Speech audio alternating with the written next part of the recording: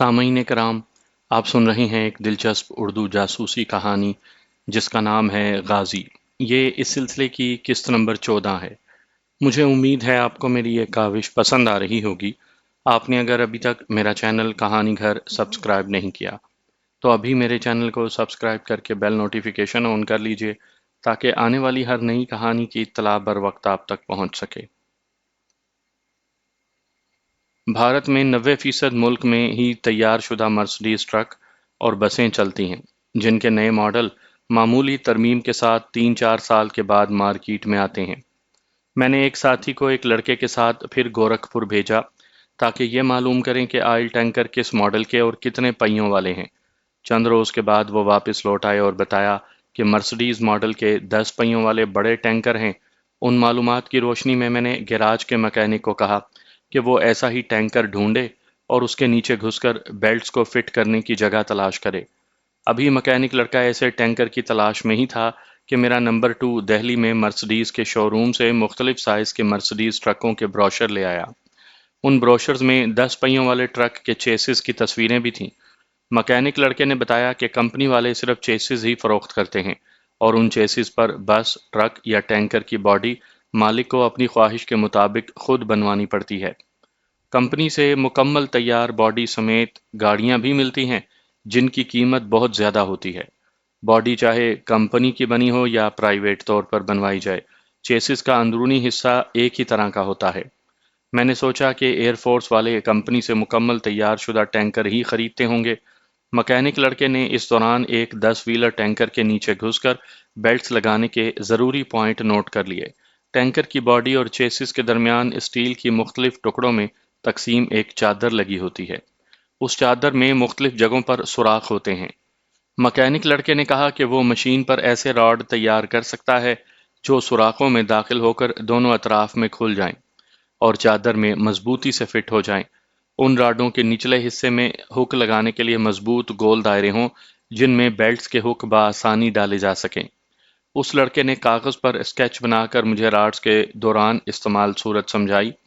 میں اس کی تجویز سے کافی مطمئن ہو گیا اور اسے کہا کہ وہ 12 عدد راڈ بہترین اسٹیل کے بنائے اور یہ ذہن میں رکھ کر بنائے کہ ان کے استعمال کے دوران ان کو 120 کلو وزن تک برداشت کرنا ہوگا۔ میں نے 120 کلو وزن اس لیے کہا تھا کہ ٹینکر کے چلنے کے دوران جھٹکوں سے بیلٹس پر لیٹنے والے کے وزن کا دباؤ دگنا بھی ہو سکتا تھا۔ مکینک لڑکے کو میں نے راڈ بنانے کا کہا اور ساتھ ہی ساتھ عارف کو مارکیٹ میں مہیا پرانے پیراشوٹس کی بیلٹس اور ہک خریدنے کو کہا۔ عارف دونوں چیزیں لے کر آیا۔ بیلٹس کی چوڑائی صرف 3 انچ تھی۔ میں نے عارف کو کہا کہ ان بیلٹس کو ایک دوسرے کے ساتھ نہایت مضبوط دھاگے سے اس طرح سیا جائے کہ 2.5 میٹر لمبی ایک 12 انچ چوڑی اور 2 6 انچ چوڑی بیلٹس تیار ہو جائیں۔ یہ کام عارف نے اپنی بیگم اور نذیر کی بچیوں کے سپرد کیا۔ انہوں نے رضائی سینے والی سوئیوں سے 3 سلائیاں کر کے میرے مطلوبہ سائز کی 3 بیلٹس تیار کر دیں۔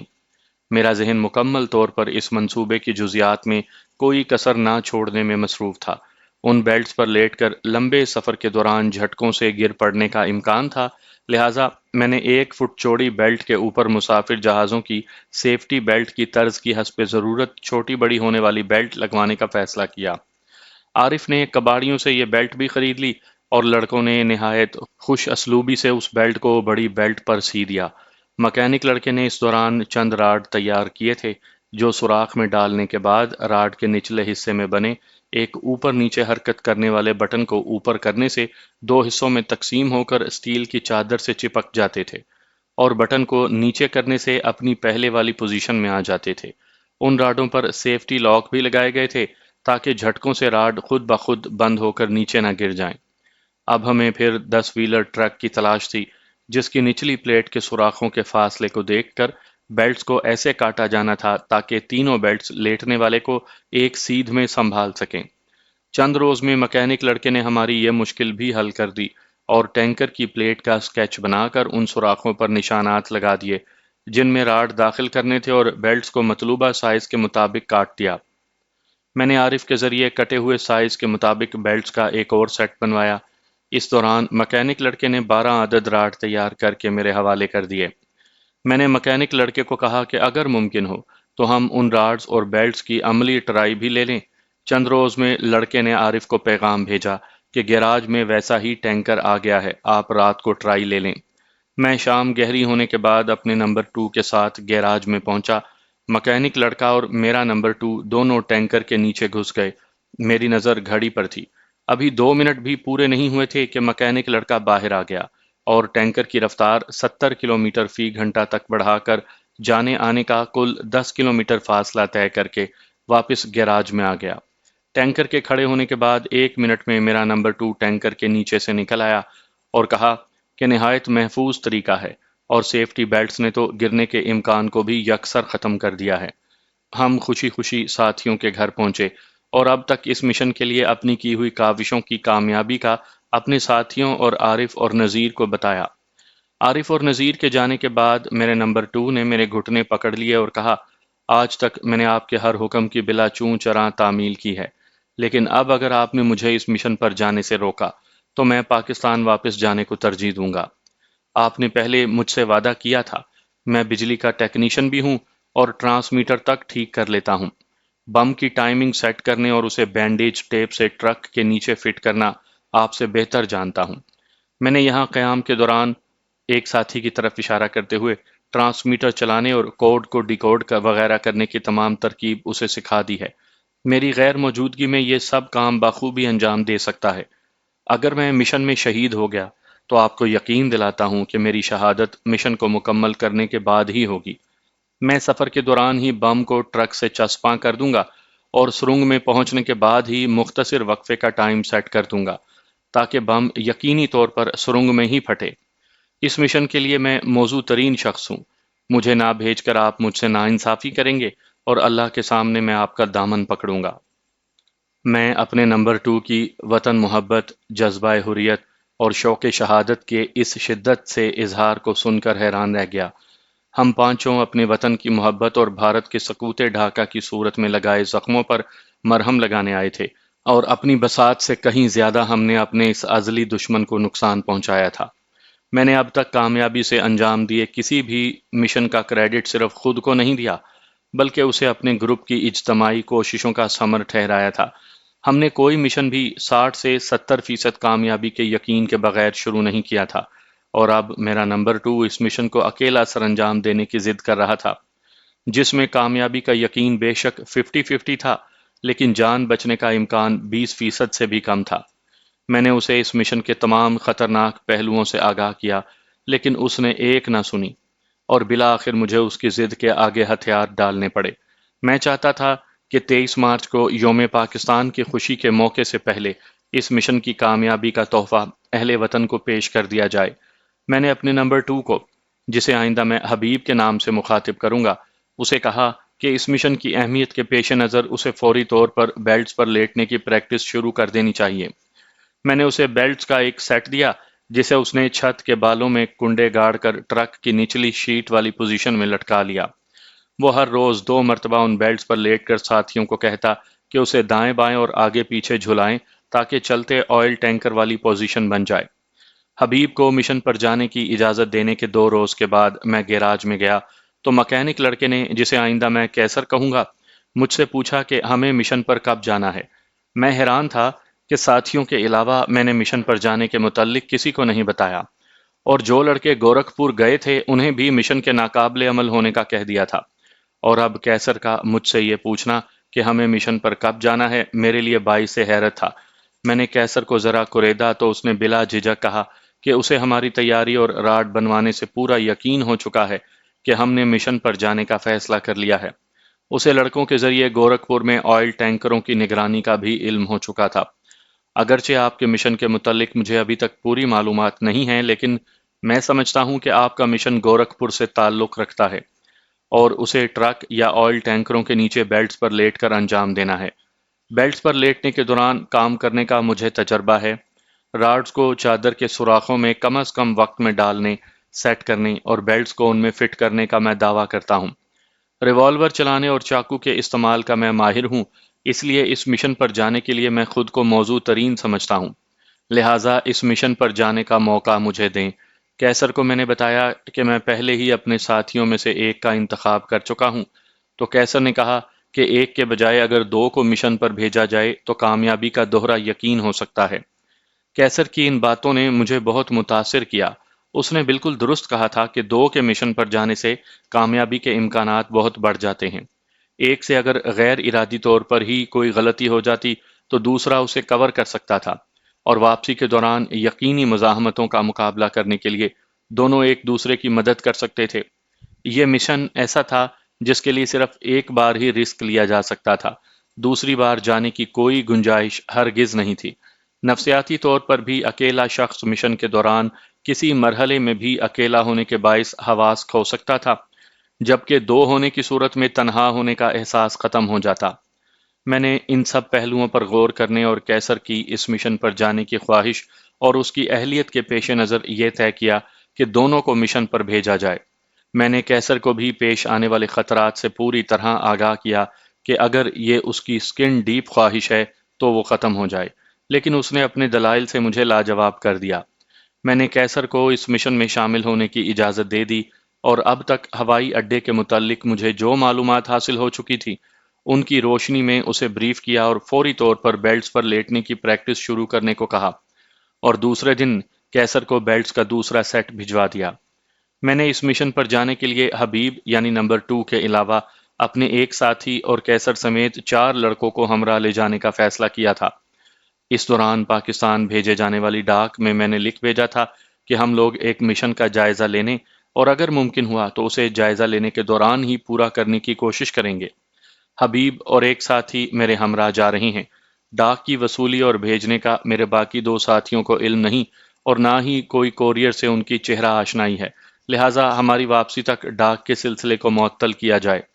واپسی پر ہم ٹرانسمیٹر کے ذریعے کسی بدھ یا اتوار کو 10 بجے اوکے کا سگنل دیں گے۔ اس سگنل کے بعد دنوں اور اوقات میں ڈاک کا سلسلہ دوبارہ شروع کر دیا جائے گا۔ میں اب تک کے کیے گئے مشنز میں اس بار سب سے بڑا گروہ ہمراہ لے جا رہا تھا، کیونکہ ابھی تک مشن کے دوران درپیش مختلف مراحل سے ہم لا علم تھے، اور میں چاہتا تھا کہ ضرورت پڑنے پر میں عددی کمی کا شکار نہ ہو جاؤں۔ سب تیاریاں مکمل کر کے ہم 6 مارچ سن 74 کو گورکھپور کے لیے روانہ ہوئے۔ ہمارے پاس ذاتی اور ضروری سامان کے علاوہ 6 ٹائم بم، 8 پسٹل اور سینکڑوں گولیاں تھیں۔ گورکھپور پہنچ کر میں نے ایک ساتھی اور لڑکوں کو مختلف اوقات میں ایک ہی ہوٹل میں ٹھہرایا۔ حبیب اور کیسر نے میرے ہمراہ میرے ہوٹل میں کمرے لیے۔ دوسرے دن صبح سے ہی ہم نے پیٹرول ٹینکس کی نگرانی شروع کر دی تاکہ ایئر فورس کے آئل ٹینکروں کا کھوج مل سکے۔ مجھے اب تک حاصل شدہ معلومات سے اس بات کا یقین ہو چکا تھا کہ آئل ٹینکروں سے ڈائریکٹ جہازوں میں پیٹرول نہیں ڈالا جاتا، اور سرنگ میں یقیناً ایئر فورس کے اپنے زیر زمین ٹینک بنے ہوں گے جن میں آئل ٹینکروں کا پیٹرول ذخیرہ کیا جاتا ہوگا، اور ان ٹینکوں سے جہازوں کو پیٹرول سپلائی ہوتا ہوگا۔ آئل ٹینکر اپنا لوڈ ایئر فورس کے ٹینکوں میں منتقل کر کے اپنی پارکنگ میں واپس آ جاتے ہوں گے۔ 3-4 روز کی نگرانی کے بعد ہمیں ایئر فورس کا آئل ٹینکر دکھائی دیا۔ پیٹرول بھرنے میں تقریباً آدھ گھنٹہ صرف ہوا۔ ٹینکر میں ڈرائیور کے علاوہ کلینر اور ایک مسلح گارڈ موجود تھا۔ یہ تینوں پیٹرول بھرنے کے دوران ٹینکر سے باہر آ کر پیٹرول ٹینکس کے نزدیک ہی بنی ہوئی ایک منڈیر پر بیٹھ گئے۔ تیل بھرنے کے دوران حبیب اور کیسر کا ٹینکر کے نیچے گھسنا ناممکن تھا۔ واپسی کے سفر کے دوران سڑک پر سڑک مرمت کرنے والوں کے بھیس میں ہم ٹینکر کو چند منٹوں کے لیے روک سکتے تھے، لیکن یہ کام سڑک مرمت کی ہیوی مشینری کے بغیر ممکن نہیں تھا۔ اگر ہم سڑک پر کسی طرح سے بھی ٹینکر روک کر اور گارڈ ڈرائیورز اور کلینر پر قابو پا کر اور ان کی وردیاں پہن کر ٹینکر لے جاتے تو پہلی چیک پوسٹ پر ہی دھر لیے جاتے۔ بفرض محال اگر ہم چیک پوسٹ کی رکاوٹوں کو بھی عبور کر لیتے تو ہمیں نہ تو یہ معلوم تھا کہ ایئر فورس کے ٹینک کہاں ہیں اور کس طرح وہاں تک پہنچا جا سکتا ہے۔ ایئر فورس کے ٹینکر ہفتے میں ایک آدھ بار ہی پیٹرول لینے آتے تھے۔ ہمیں کچھ سمجھ میں نہیں آ رہا تھا کہ آئل ٹینکروں تک کس طرح پہنچیں۔ اسی سوچ بچار میں دن پر دن گزرتے جا رہے تھے، اور ہم اس مسئلے کا کوئی حل تلاش کرنے میں کامیاب نہ ہوئے۔ ایک شام ہم سب ایک ریسٹورانٹ میں بیٹھے تھے کہ ایک لڑکے نے کہا کہ اس نے نگرانی کے دوران دیکھا ہے کہ پیٹرول ٹینکس کا جس وسیع 4 دیواری نے احاطہ کیا ہوا ہے اس کے 3 بڑے گیٹ ہیں۔ پہلے اور دوسرے گیٹ میں ریلوے لائن بچھی ہوئی ہے، ایک چھوٹا گیٹ عملے کے داخلے کے لیے بنا ہوا ہے، اور تیسرے بڑے گیٹ سے ٹینکر آتے جاتے ہیں۔ یہ چاروں گیٹ مقفل ہوتے ہیں۔ ٹینکروں کے لیے بنے گیٹ پر ایک چوکیدار موجود رہتا ہے جو ٹینکر ڈرائیور کی شناخت کے لیے 2-4 منٹوں کے لیے ٹینکر کو گیٹ سے باہر روکتا ہے اور شناخت کے بعد تالا کھول کر ٹینکر کو اندر جانے کی اجازت دیتا ہے۔ یہ 2-4 منٹ کا وقفہ حبیب اور کیسر کے لیے بہت کم تھا۔ ہمیں کم از کم 10 منٹ درکار تھے۔ اسی لڑکے نے کہا کہ اگر ایک لڑکا میرے ہمراہ کر دیں تو میں ٹینکر کو گیٹ پر 10 کے بجائے 15-20 منٹ تک روک سکتا ہوں۔ میرے پوچھنے پر اس نے بتایا کہ ہمارا ایک ساتھی اگر سڑک پر فاصلے سے کھڑا ہو کر دور سے ٹینکر کو دیکھ کر اشارہ کر دے تو میں اور میرا دوسرا ساتھی فوراً ہی چوکیدار کے پاس پہنچ جائیں گے۔ ساتھی چوکیدار کو باتوں میں لگا کر اس کے قریب ایسے رخ سے کھڑا ہو جائے گا کہ پھاٹک کو چوکیدار نہ دیکھ سکے، اور میں اسی دوران تالے میں تھوڑی سی ایلفی ڈال دوں گا۔ یہ کام کر کے ہم وہاں سے چلے آئیں گے۔ ٹینکر کے پہنچنے پر چوکیدار تالا کھولنے میں ناکام ہو جائے گا۔ ٹینکر میں بیٹھے ہوئے لوگ ٹینکر سے اگر اترے بھی تو ان کا دھیان تالے اور گیٹ پر ہوگا۔ اس طرح جو وقت ملے گا اس میں حبیب اور کیسر ٹینکر کے نیچے جا کر اپنی کارروائی آسانی سے مکمل کر سکتے ہیں۔ یہ تجویز اگرچہ محفوظ نہیں تھی، لیکن اس کے سوا دوسرا اور کوئی ذریعہ بھی نہیں تھا۔ سب نے ہی اسی تجویز پر عمل کرنے کے حق میں ووٹ دیا۔ واقعات کے تسلسل کو برقرار رکھنے کے لیے عرض ہے کہ دہلی سے روانگی سے قبل میں نے عارف کے ذریعے سلیٹی رنگ کے 2 اوور آل حبیب اور کیسر کے لیے خریدے تھے، اور ان کی پشت پر ایئر فورس کے مخصوص گول دائروں والے مخصوص نشانات بھی بنوا لیے تھے۔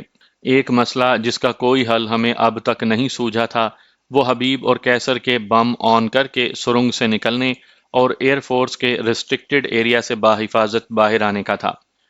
دو مہم سی صورتیں تھیں۔ اول یہ کہ دھماکے کے بعد وہاں جو افراتفری پھیلنی تھی اس کا فائدہ اٹھا کر وہ دونوں کوئی جیپ یا ٹرک لے کر جانے والے راستے ہی سے واپس آئیں۔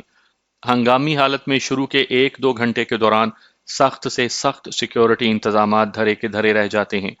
مجھے یقین تھا کہ آئل ٹینکس کے علاوہ ایئر فورس کا اسلحہ خانہ بھی سرنگ کے اندر ہی موجود ہوگا۔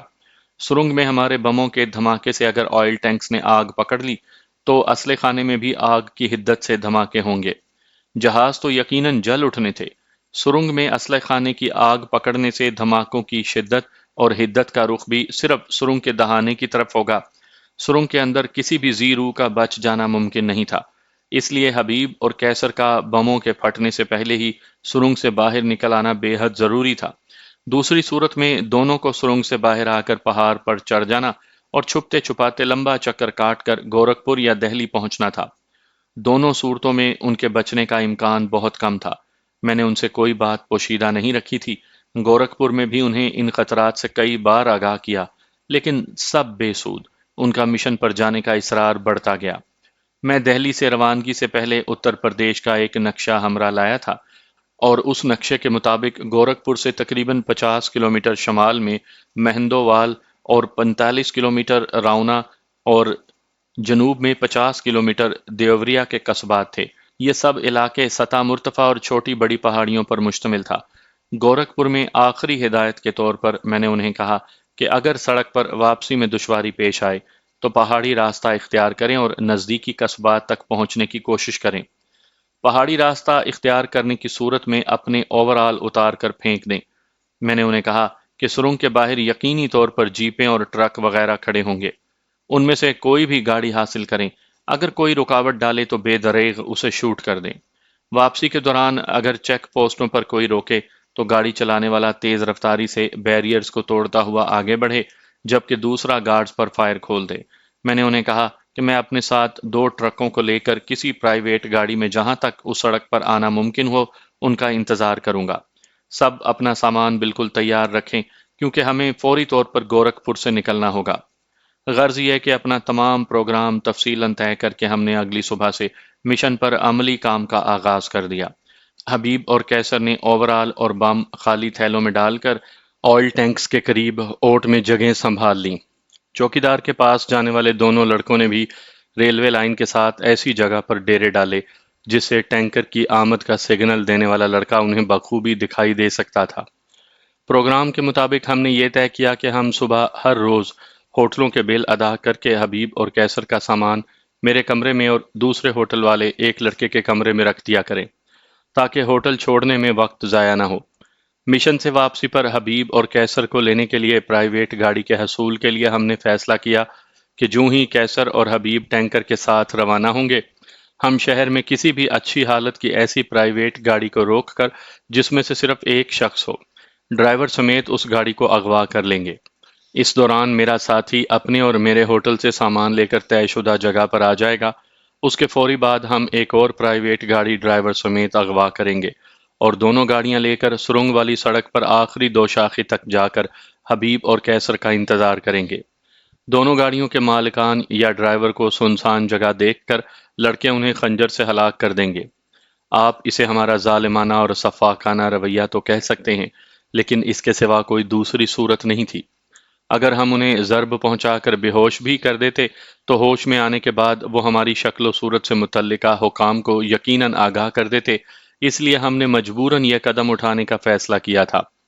ہم دشمن کے ساتھ حالت جنگ میں تھے اور ان حالات میں ہمیں kill your enemy before he kills you کے مقولے پر عمل کرنا تھا۔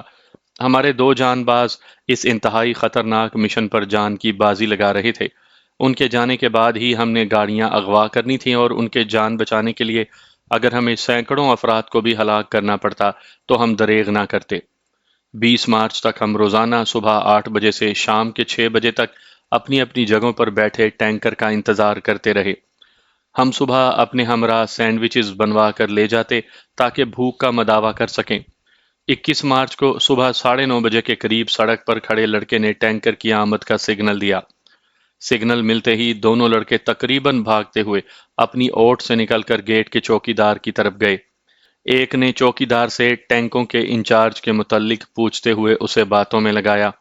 اس دوران دوسرے لڑکے نے نہایت پھرتی سے تالے میں الفی ڈال دی۔ یہ سارا کام بمشکل 1.5 منٹ میں پورا کر کے دونوں لڑکے شہر کی طرف مقررہ جگہ پر لوٹ گئے۔ چند منٹ کے اندر ٹینکر گیٹ پر پہنچ گیا۔ چوکیدار نے معمول کے مطابق شناخت کے بعد گیٹ کھولنا چاہا تو تالا ایلفی کی وجہ سے نہ کھل سکا۔ چوکیدار نے تالا کھولنے کے لیے زور آزمائی شروع کی۔ یہی وقفہ ہمیں درکار تھا۔ حبیب اور کیسر نے بموں اور اوور آل کے تھیلے اپنے سینوں پر باندھ رکھے تھے۔ وہ خاموشی اور تیزی سے ٹینکر کی طرف بڑھے اور بغیر کسی کی نظر پڑے ٹینکر کے نیچے گھس گئے۔ گیٹ کھلنے میں جب دیر ہوئی تو ٹینکر میں بیٹھے ڈرائیور، گارڈ اور کلینر بھی اتر آئے۔ تالے میں ایلفی چونکہ تازہ تازہ ڈالی گئی تھی، اس لیے چند زوردار جھٹکوں سے ڈرائیور نے تالا کھول دیا۔ پھاٹک کھلنے پر ٹینکر اندر داخل ہوا اور ایک ٹینک سے اس میں تیل بھرا جانے لگا۔ ہم سب دم سادے یہ سارا عمل دیکھ رہے تھے۔ تیل بھرنے کے بعد ٹینکر واپسی کے لیے روانہ ہوا۔ اب تک سب کام ہماری امیدوں کے مطابق ہوا تھا۔ ہم بھاگتے بھاگتے رکشے سٹینڈ پر گئے۔ وہاں سے 2 رکشے لے کر 2 لڑکے ہوٹلوں سے ہمارا سامان لینے چلے گئے۔ میں نے انہیں میٹنگ پوائنٹ کا بتا دیا تھا، باقی ہم 3 تھے۔ ہم نے شہر کے ساتھ ہی چھوٹے سے انڈسٹریل ایریا کے رخ کیا۔ ہمیں وہاں سے گاڑیاں حاصل کرنی تھیں۔ چند گاڑیوں کے بعد ہمیں ایک ایسی کار دکھائی دی جس میں صرف ایک آدمی تھا۔ میں نے سڑک کے درمیان آ کر اسے روکا۔ ڈرائیور نے شیشے چڑھائے ہوئے تھے، پسٹل میری جیب میں تھا۔ میں نے اسے کچھ کہنے کے انداز میں لب ہلائے۔ کچھ نہ سمجھتے ہوئے اس نے شیشہ نیچے کیا۔ میں نے پسٹل نکال کر اس کی گردن کے ساتھ لگا دیا۔ ڈرائیور کے لیے یہ سب انتہائی غیر متوقع تھا۔ وہ بوکھلا گیا۔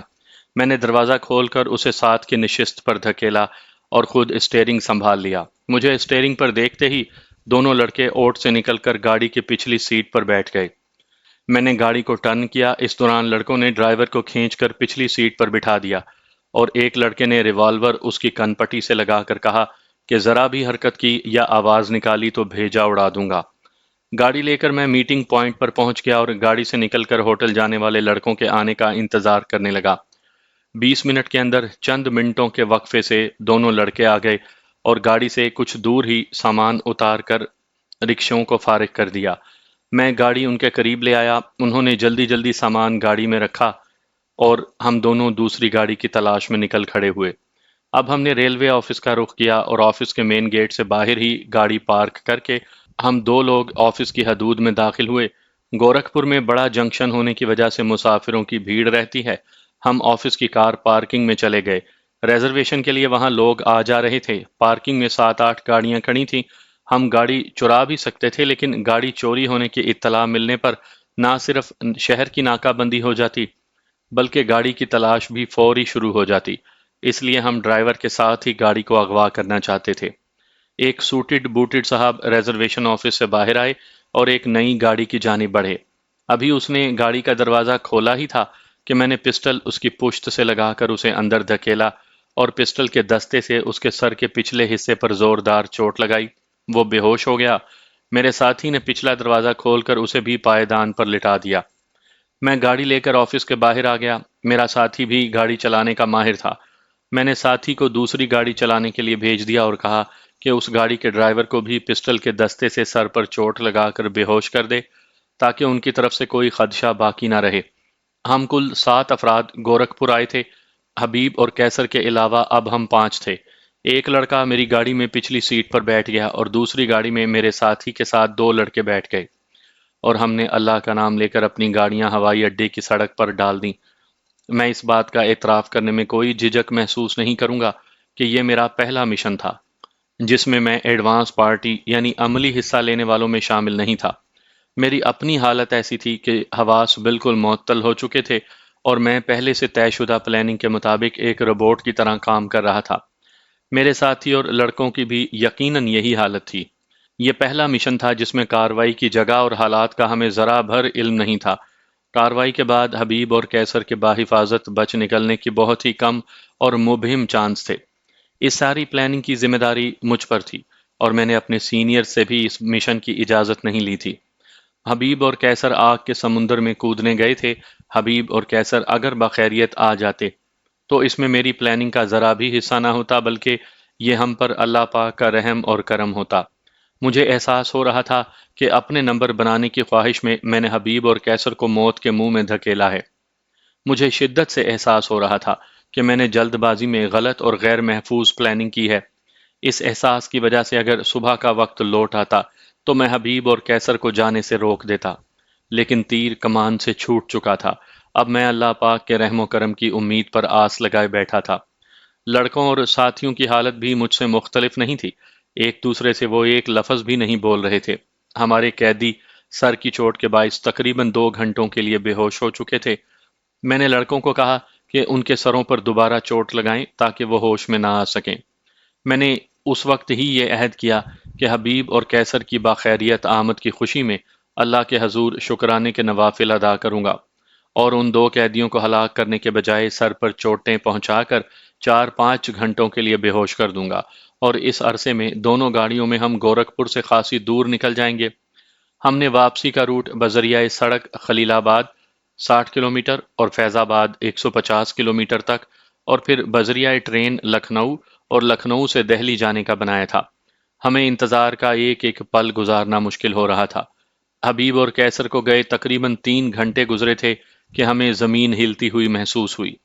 ابھی زمین کی تھر تھراہٹ ختم نہیں ہوئی تھی کہ پہاڑ کی دوسری جانب سے آگ اور دھوئیں کے بادل اٹھتے ہوئے دکھائی دیے۔ اس کے ساتھ ہی کانوں کے پردے پھاڑ دینے والے دھماکوں کا سلسلہ شروع ہو گیا۔ وقفے وقفے سے آگ کے شعلے بلند ہوتے اور دھماکوں کی شدت بڑھتی جاتی۔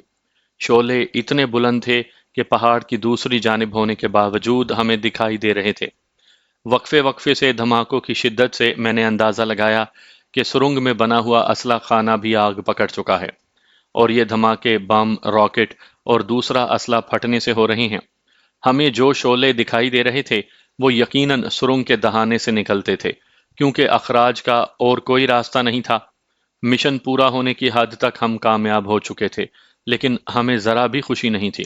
ہم سب حبیب اور کیسر کی باخیریت واپسی کی دعائیں مانگ رہے تھے۔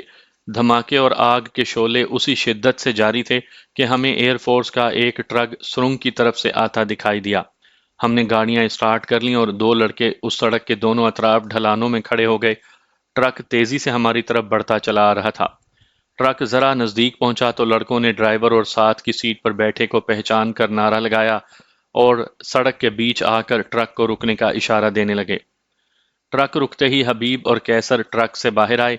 میں نے اپنے ساتھی کو کہا کہ ٹرک کے ایکسیلیٹر پر پتھر رکھ کر اس کو سٹارٹ کرے اور اسٹیئرنگ موڑ کر سڑک کی ڈھلوان پر لڑکا دے۔ ابھی تک ہمارے حواس قابو میں نہیں تھے اور نہ ہی حبیب اور کیسر سے ہم نے کوئی بات کی تھی۔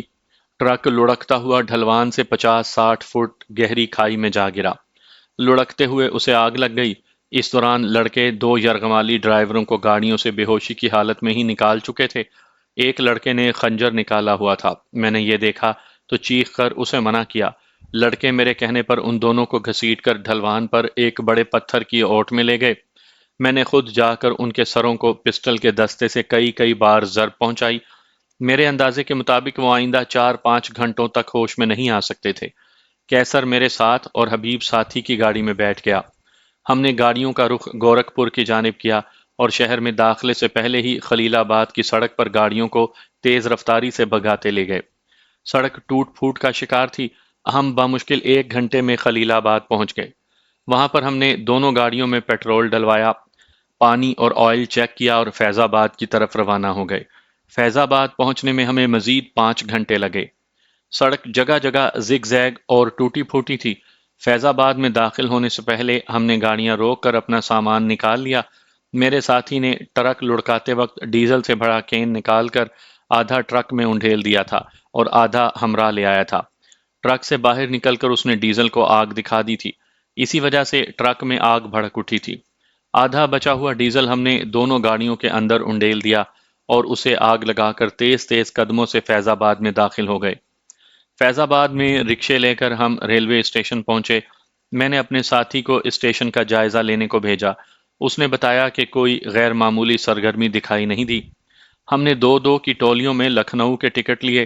3 گھنٹے انتظار کے بعد لکھنؤ جانے والی ٹرین آئی اور ہم سب ایک ہی ڈبے میں سوار ہو گئے۔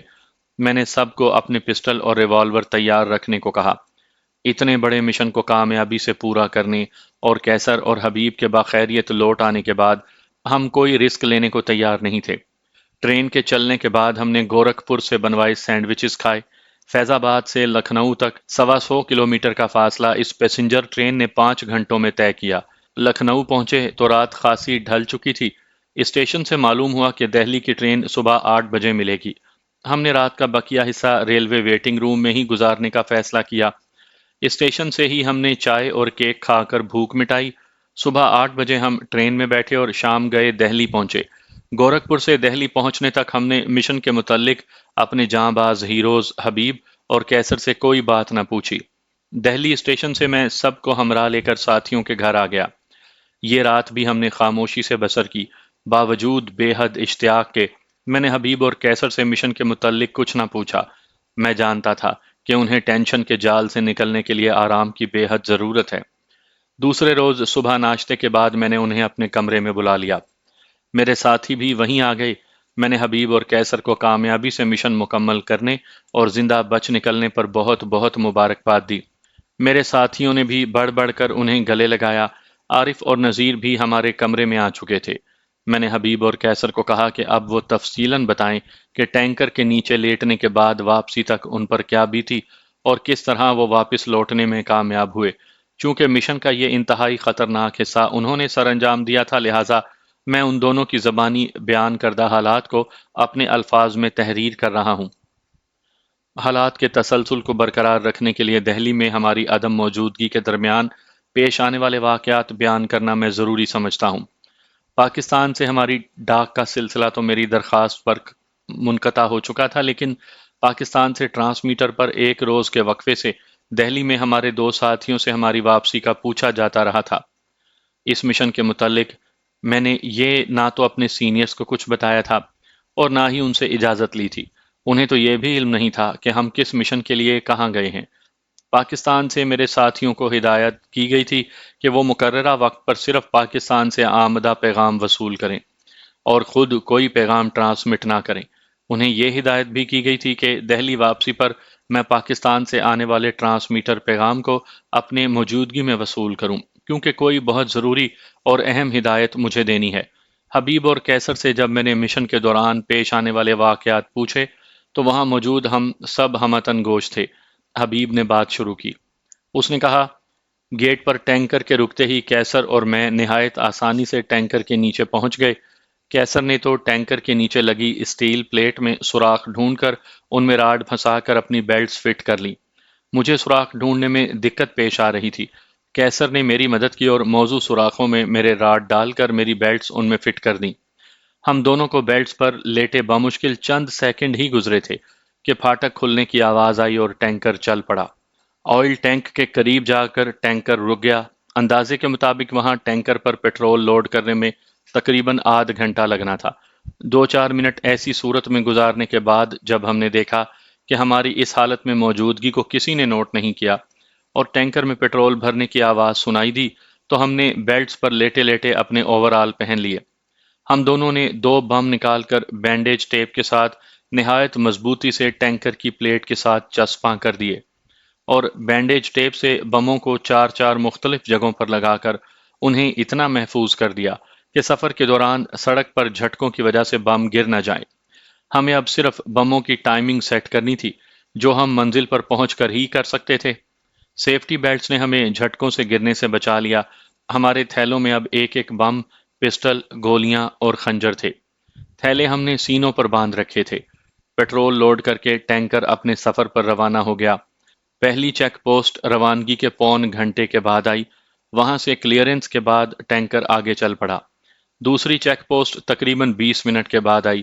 ہم اس سارے سفر کے دوران صرف سڑک اور عمارت کی 5-6 فٹ بلندی تک ہی دیکھ سکتے تھے۔ دوسری چیک پوسٹ سے کلیئرنس کے تقریباً 10 منٹ کے سفر کے بعد ٹینکر بائیں جانب مڑا۔ اب ہمارے ایک طرف پہاڑ اور دوسری جانب کھڈ تھے۔ سڑک کے دونوں جانب خاردار تار کی بہت گھنی باڑ لگی ہوئی تھی۔ ٹینکر نے اس سڑک پر اپنی رفتار کم کر دی کیونکہ سامنے سے بھی جیپیں اور ٹرک آ رہے تھے۔ سڑک پہاڑی کے ساتھ ساتھ اس کی گولائی کے ساتھ ہی گھوم رہی تھی۔ ہمیں ایسا محسوس ہونے لگا کہ سڑک اب ڈھلوان میں جا رہی تھی۔